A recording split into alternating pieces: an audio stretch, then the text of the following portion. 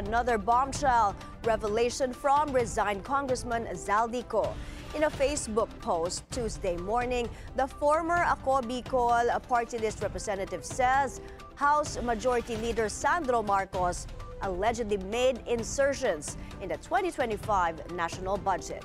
Ko earlier claimed that President Bongbong Marcos and former House Speaker Martin Romualdez received billions of pesos from the insertions.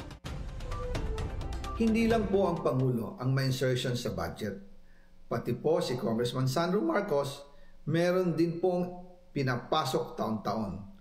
Noong 2023, may 9.636 billion pesos.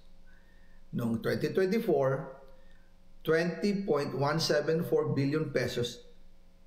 At nitong 2025, 21.127 billion pesos. Lahat-lahat, ang kabuuan ay 50.938 billion pesos. At bawat taon po, sa tuwing dumarating ang BICAM budget process, lagi po may utos si Congressman Sandro na ipasok ang mga proyekto niya.